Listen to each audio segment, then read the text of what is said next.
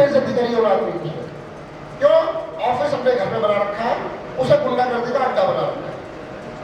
दूसरी बात, हर बार अधिकारियों को एक जुमला कह रहा हूं, जुमला बता रहा हूं, या जो सरकारी अधिकारी एक बार क्या, जो सरकारी अधिकारी रहे अपने एक बार हाथ खड़ा कर दो प्लीज, जो सरकारी में नौकरी कर चुके हैं। क्या सरकारी अधिकारी होना कोई जुर्म है? कोई जुर्म है सरकारी अधिकारी होना? वो अधिकारी को छुट्टी कहेंगे, तबादले पे आए अधिकारी, यार हमारी नहीं, तुम्हारी नहीं, हमारी चलेगी। आप जाते ही किसी आदमी पर थप्पड़ मारो, फिर उसे बोलो भाई साहब नमस्ते, वो काम करेगा आपको? समझदार आदमी वो है जो अवेलेबल रिसोर्सेज है उनको अपने हिसाब से काम में लगाए, और जिसके पीछे पड़े फिर उसको हटा के मारे। आप जाके उसे गाली दे दो बाद में उसे कर लो, ये कोई तरीका नहीं होता काम करने का। आपको अगर किसी के पीछे पड़ना है तो फिर उसके बिल्कुल हाथ धो के पीछे पड़ जाओ उसको। ये उनकी आदत रही है, प्रेशर बना के अपने वैल्यू बढ़ाना उनकी आदत रही है। इश्यूज पे काम कर रहे हैं। पीने का पानी गाजियाबाद की इतनी बड़ी ज्वलंत समस्या है, हम जो बोर कर रहे हैं ना, बड़े खुश है, बटन दबाते पानी आ जाता है।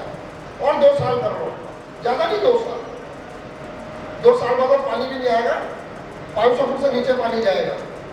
मोटे बोर कराने में 2.5 से 3 लाख रुपए लगेंगे, पता लगेगा। अभी तो लग रहा है ना पैसे, ये सब बुखार उतर जाएगा, उसके ऊपर कोई तो चर्चा नहीं होगी। सीवर के कारण, नालों में गंदगी भरी होने के कारण जो गैसेज, जिसका घर भी नाले से 200 मीटर है, साल में 2 बार फ्रिज में और एसी में गैस भरवाता होगा, भरवाते नहीं भरवाते? तो भाई साहब जो आपके फ्रिज और एसी की कॉइल को लीक कर देता है, वो आपके लंग्स का क्या हाल कर रही होगी गैसेज, आपके बच्चों का क्या हाल कर रही होगी। पिछले दिनों हमने कौशाम्बी में पढ़ा, कौशाम्बी दुनिया का सबसे प्रदूषित स्थान है। ट्रांस हिंडन भी, गाजियाबाद शहर भी सबसे ज्यादा प्रदूषित स्थानों में है। हरियाली खत्म होती चली जा रही है। एसपीएम, PM 2.5 और PM 10, 2.5 माइक्रोन और 10 माइक्रोन जो हमारे अंदर जब चला जाता तो बाहर नहीं निकलता, वो इस समय उस लेवल पे है जहाँ पे सांस लेना तो दूर, वहाँ खड़े होना भी हमारे लिए जुर्म है, हमारे बच्चों के लिए जुर्म है। इस पर हमारी बस चर्चा करना, काम खत्म कर देना। एक बीके मित्तल जी कौशाम्बी में लगे, उन्होंने हालत ठीक कर दी कौशाम्बी की। जो कौशाम्बी से सज्जन आया तो बताइए कौन में कौशाम्बी से जो आया यहाँ पे? कौशाम्बी का आपका खारो पड़ा होगा, आप कौशाम्बी में है, कितना साहब काम कर रहे हैं साहब, डंडे के बल पे काम कर रहे हैं, जबकि उनका खुद का ऑपरेशन हुआ 15 दिन से बिस्तर में है। उससे पहले पत्नी अस्पताल में रही है, लेकिन उस शख्स ने, अयूब अली जी इसके गवाह है, डंडे के बल पे कौशाम्बी में 50% सुधार कर दिया, 50% और हो जाएगा। सड़क पार पटपड़ दिन में मैं भी सुधार करने में लगा हुआ हूँ। मित्रों, इस समय हम लोग क्रॉनिक बीमारियों की कगार पे है। गाजियाबाद इस समय क्राइसिस में है, और क्राइसिस के टाइम पे ना हमें गली खड़ंजा और नाली से आगे उठ करके पूरे शहर की बड़ी समस्याओं पर चर्चा करनी चाहिए। स्मार्ट सिटी में हमारा शहर क्यों नहीं आ पा रहा है? क्योंकि हम चित्रकारी कर देगा, उस पर 2 लाइन मार दो और उसके बाद कहो इन्हें यूज कर दो, चित्रकारी करो, हालत खराब जाएगी। 6 लाइन मार दो ना उस पर, उसके बाद यूज करो, इस पर चित्रकारी करो तो आदमी समझ नहीं आएगा। तो मोहन नगर की स्थिति वो होने वाली है, जहाँ कोई काम नहीं हुआ होता ना, वहाँ कुछ भी काम करना बहुत आसान होता है, लेकिन जब आधा अधूरा काम हो जाता है उसके बाद काम करना बड़ा मुश्किल हो जाता है। RW फेडरेशन के लेवल पे मेरा सोचना है कि अगर हम सही से लगते हो जाता है। मैंने इंडिविजुअल लेवल पर किया हुआ है, वो एज ए जनरल सेक्रेटरी मैंने लेटर्स काफ़ी भेजे हुए हैं, लेकिन इसी में अगर मान लीजिए जैसे आज 250 लोग बैठे हैं, ये 250 लोगों का जत्था जाके अपना दबाव बनाए, पूरी RW तैयारी करके 2 महीने की तैयारी करके, क्योंकि आज की मीटिंग के बारे में काउंटर मैसेज भी दिया हुआ तो बहुत सारे लोग उस कारण नहीं आए। अगर वो काउंटर मैसेज कंफ्यूज करने के लिए नहीं किया होता तो शायद यहाँ हॉल में जगह कम पड़ जाती, देवेंद्र मलिक जी की समस्या खड़ी हो जाती है। तो आपको तो पता आपका धन्यवाद करना चाहिए, उन्होंने ना आने के लिए कहा था लोगों को, क्योंकि यहाँ तो 500 आदमी खड़ा होता। तो मेरा आपसे अंत में एक निवेदन है, RW फेडरेशन में जो गंद मचा हुआ है, मठाधीश बने बैठे हैं, उनको हटा के शहर के विकास में पूरी ताकत से जुड़ना चाहिए। लोगों की राजनीतिक मुख्य रूप से जो जी 1 सेकंड भाई साहब, मैं अभी आपको बुलाता हूँ। जो मुख्य अभिव्यक्ति और हमें जो गाइडेंस दी वो ये दी कि RW फेडरेशन गाजियाबाद में सभी दलों के पदाधिकारी कार्यकर्ता हो सकते हैं, क्योंकि वो विभिन्न क्षेत्रों में रहते हैं, अपनी क्रियाकलाप, अपनी निकटता, घनिष्ठता के नाते अलग अलग लोगों के साथ हमारा टाइप हो सकता है, अनुबंधन हो सकता है। लेकिन हम किसी एक के लिए काम करें, ये भी आरडब्ल्यू फेडरेशन गाजियाबाद की तरफ से ऑब्जेक्शनेबल है, ऐसा आपने अंडरलाइन किया। जी, मैं आपका स्वागत करता हूँ, अभिनंदन करता हूँ। क्षमा चाहूंगा, आपका नाम मैं नहीं जानता। आप अपना नाम और अपना परिचय देते हुए आपने हाथ मिलाया, आप अपने यहाँ पर संबोधन दें। विशाली से अति सम्मानित मंच, सम्मानित सदस्य, मातृशक्ति सबको नमन करता हूँ। मैं जब से फेडरेशन बनी है तब से इसका सदस्य हूँ, एक आम सदस्य।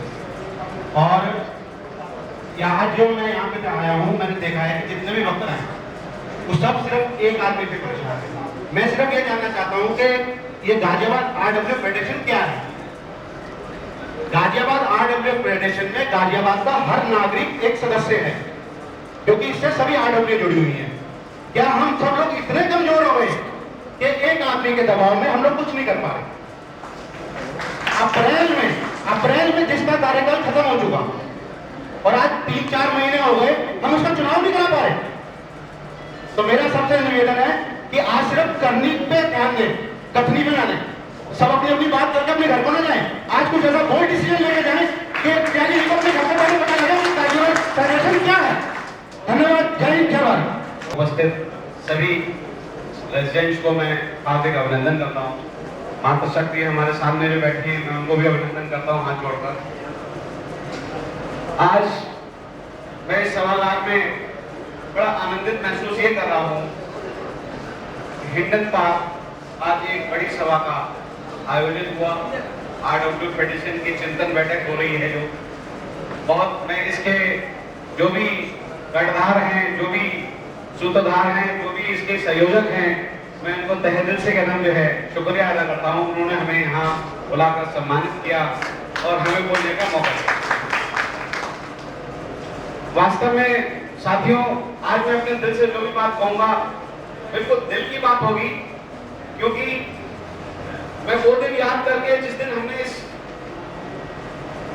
आरडब्ल्यू फेडरेशन को बनाने के लिए लोगों को सहयोग किया, भाइयों का हमने बीपी शर्मा जी का सहयोग लिया, बाकी जितने भी हमारे यहाँ बैठे हैं, हमारे जसवंत अरोड़ा जी बैठे हैं, हमारे सुरेश भाई खन्ना जी बैठे हैं, और ना जाने कितने ऐसे लोग जिनके नाम मैं नहीं ले पा रहा हूँ या जिनको नाम से मैं संबोधन नहीं कर पा रहा हूँ, मैं उनको भी नमन करके ही कहूंगा कि ये सोच के लिया था कि हमें शहर के विकास में या शहर में कहीं ना कहीं जो रेजिडेंट के वेलफेयर के लिए जो काम करने चाहिए, जो हमें एक समायोजन बनाना चाहिए, उसके लिए एक बेहतरी के लिए एक ऐसा आयाम होना चाहिए जिससे हम छोटी छोटी आरडब्ल्यू जो बनी हुई थी, जो निष्क्रिय हो चुकी थी 2006 में, मैं दावे के साथ कह सकता हूं कि कोई भी आरडब्ल्यू उस समय इतनी सशक्त नहीं थी जो प्रशासन से अपनी बात को कह पाए या उसको निरंतर कुछ कर पाए। आज 2016 में खड़े हम और इस बात को दावे के साथ कह सकता हूं कि हमारे आरडब्ल्यू फेडरेशन की एक पहचान बनी है, और इस पहचान को किसी एक व्यक्ति को हम भेंट नहीं चढ़ा सकते, ये दावे कर सकते।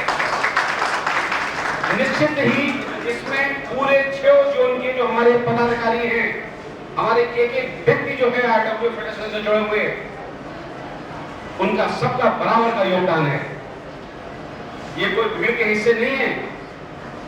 एक एसोसिएशन के पदाधिकारी, प्रेसिडेंट और सेक्रेटरी को हमने चुन के इसमें अपना समायोजन किया है, या फिर ऐसे व्यक्तियों को, लोगों को जो जोड़ा है जो किसी न किसी संस्था से ताल्लुक रखते हैं।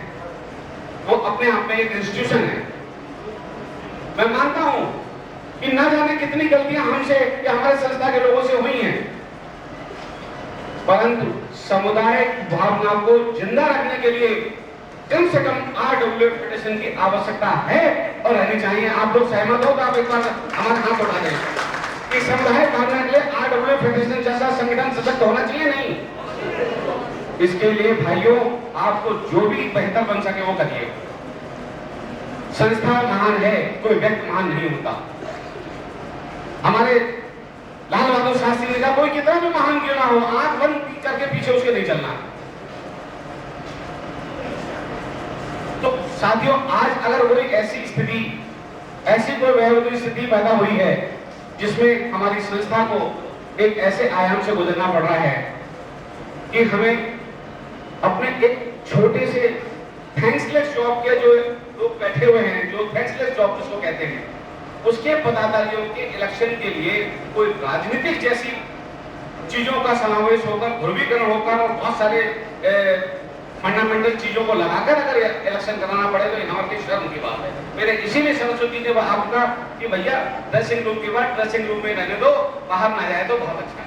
परिवार की बात अगर परिवार के अंदर है तो कितना अच्छा रहे। मैंने इस बात का प्रयास करने का कोशिश किया और आज भी कर रहा हूं और करता रहूंगा।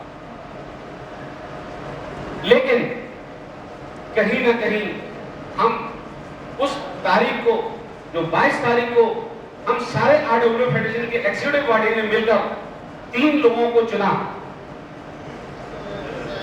कि अब जो भी पदाधिकारी थे उनको नलीफाई करके हम उन 3 लोगों को, श्री हमारे एजेबी जैनी जी, दूसरे श्री बंसल जी, तीसरे हमारे हंसराज सिंगल जी, हमारे वरिष्ठ हमारी संस्था के वरिष्ठ लोग हैं, इनको चुनकर जब ये हमने अधिकार दे दिया कि इलेक्शन का अब आप सारी जिम्मेदारी जो है वो आपकी है, कोई कर्नल साहब नहीं, कोई बीपी शर्मा जी नहीं, कोई क्या नाम है RS गुप्ता जी नहीं, कोई राजीव अग्रवाल नहीं। मैं पूछता हूं आज मंच से और आप लोगों से कि वो 3 पदाधिकारी आज इस मीटिंग में क्यों नहीं है, और क्यों नहीं उस बात को एकदम सफाई दे रहे हैं कि 2 महीने गुजर गए हैं उस 22 तारीख को और उन्होंने कोऑर्डिनेटर एक मीटिंग के लिए लिस्ट भी फाइनल नहीं कर पाए। उनकी अक्षमता को मैं साबित मानता हूं और मैं कहूंगा कि आज ये तय हो कि अगर वो इलेक्शन नहीं करा सकते तो वो इस्तीफा दे देते हैं लोग। अभी हमारे गाजियाबाद में, हमारे आरडब्ल्यू फेडरेशन में ऐसे मेंबर्स हैं जो इस इलेक्शन को क्या ऐसे कोई भी समस्या का समाधान कर सकते हैं। लेकिन मुझे बड़े दुख के साथ ये बात कहना पड़ रही है कि उनकी अक्षमता के कारण हमारा आरडब्ल्यू फेडरेशन कहीं ना कहीं एक दर्द की पीड़ा से गुजर रहा है और इसमें न जाने कितनी चीजें जो है उग रही हैं और हम आप उनको जो है झेल रहे हैं। कहीं ना कहीं जब अपने परिवार की बुराई सुनने को बाहर मिलती है तो बहुत दर्द होता है। जिस पौधों को आपने लगाया है अगर वो आपके सामने कुचला जा रहा है तो निश्चित आप ये मानिए कि आपको बहुत दर्द होता है। मुझे भी बहुत दर्द होता है। अभी तक और मैं इस संस्था में 2006 से जुड़ा हुआ हूँ। काफ़ी मैंने प्रयास किए और काम अपने क्षेत्र में काफ़ी किए भी हैं, लेकिन इसका श्रेय मुझे कभी आरडब्ल्यू फेडरेशन के हेड ऑफिस से नहीं मिला। किसी भी पॉइंट को अगर हम कहते हैं कि हमारा ये पॉइंट वहाँ रखा जाए, किसी प्रशासन में रखा जाए, हमेशा हमें दबाया गया। और यहाँ तक कि अपने एग्जीक्यूटिव मीटिंग में भी अभी 16 जनवरी 2016 में एक मीटिंग हुई थी, उसमें भी मेरी इतनी कहा कि भाई मैंने कुछ 2 पॉइंट बोले, उन्होंने कहा कि भाई इस फैक्ट्री को बंद करवा दो, इससे पॉल्यूशन बहुत हो रहा है वगैरह वगैरह। मैंने कि हमारा आरडब्ल्यू फेडरेशन का काम किसी फैक्ट्री को बंद कराना नहीं है और इस पर कुछ संशोधन किया जा सकता है। अरे भाई तुम्हारे मेरे से क्या लगे, तेरे तो औकात ही नहीं है भाई, तेरी औकात क्या है। मैंने कहा भाई अगर हम यहाँ सभी जितने भी हम लोग बैठे हैं, क्या हम यहाँ पर औकात दिखाने के लिए बैठे हैं? मैं सिर्फ आपसे ये पूछ रहा हूँ, औकात दिखाने के लिए बैठे हैं? तो ऐसी तरीके की इन्होंने हमेशा बेइज्जती किया है सभी लोगों की। और दूसरी बात, इन्होंने ऐसे भी काम किए हैं जो और लोगों ने भी कहा है कि कहते हैं कि जी इसको काम को हम करवाने के बिल्डर से हमारा काम होना है और हमारी संस्था के लिए काम करवाइए। संस्था के साथ हम लोगों के साथ जाएंगे, अगर जैसे हम उधर आए तो दूसरा बिल्डर की तरफ से हाथ मिला लें। ऐसा मेरे साथ कई बार हुआ है, जिसका प्रूफ भी है मेरे पास कि इन्होंने ऐसा किया है। और इन्होंने यहाँ तक कोर कमेटी मीटिंग में ये एक्सेप्ट भी किया है, रिटर्न में भी किया है एक्सेप्ट, हाँ ये मैंने किया था, गलती हो गई। मैंने ऐसी गलती से मैं आपसे जैसे कि कोई जरूरत नहीं है। मैंने ये किया कई 2014 से ही मैंने इसका शुरू किया था।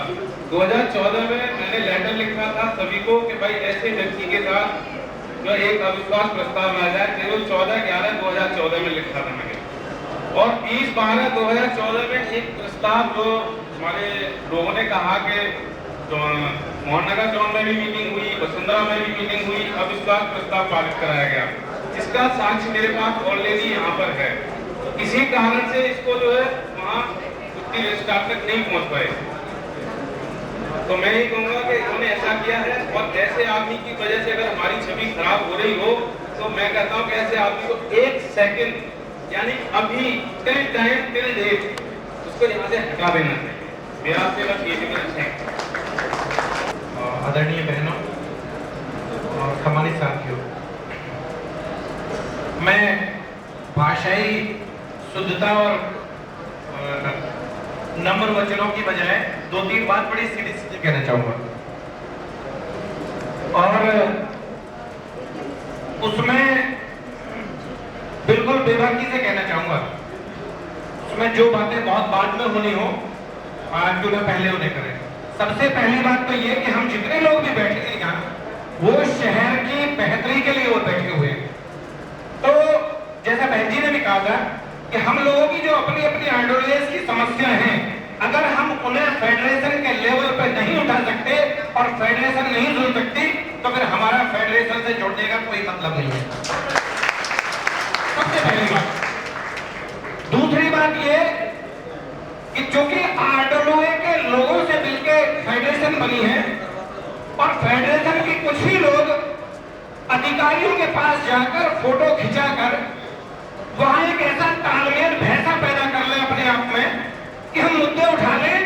ऐसे मुद्दे उठते बहुत हैं, अखबार में बहुत आते हैं, लेकिन उस मुद्दे पे आगे क्या हुआ ऐसा कोई देखने वाला है नहीं। और ऐसा पिछले वर्षों में मैं तो देखता आ रहा हूँ, मुद्दे बहुत उठते हैं, आज इसका आज उसका, ये घोटाला, ये गलत, वो गलत। अधिकारी पास गए और फिर वो चीज कहां गई अगली बार पता नहीं चलता, फिर नया विषय आ जाता। तो ये घोटाला गड़बड़ झाला भी बंद होना चाहिए।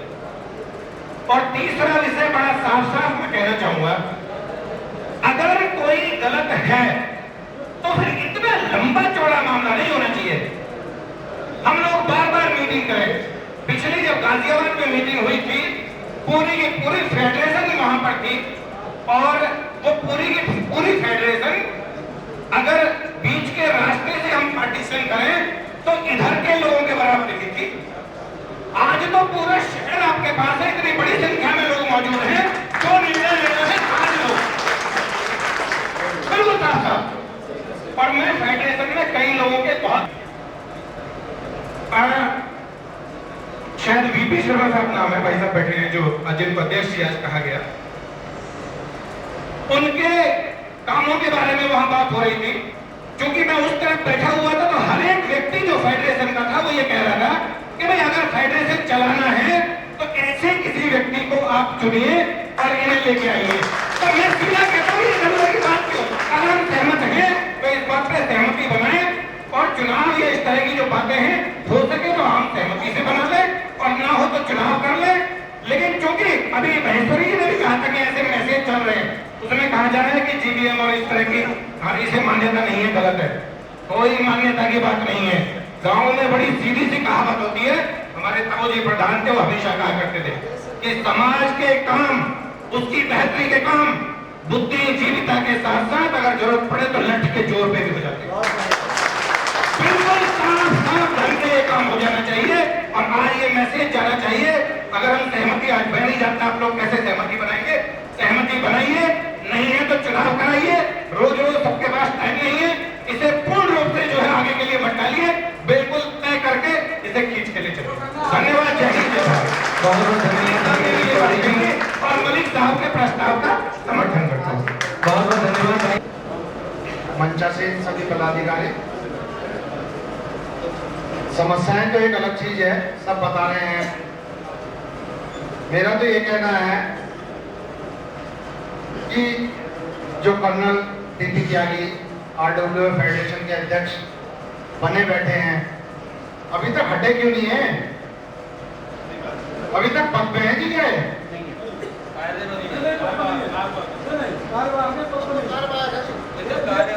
ये जो बोल रहे हैं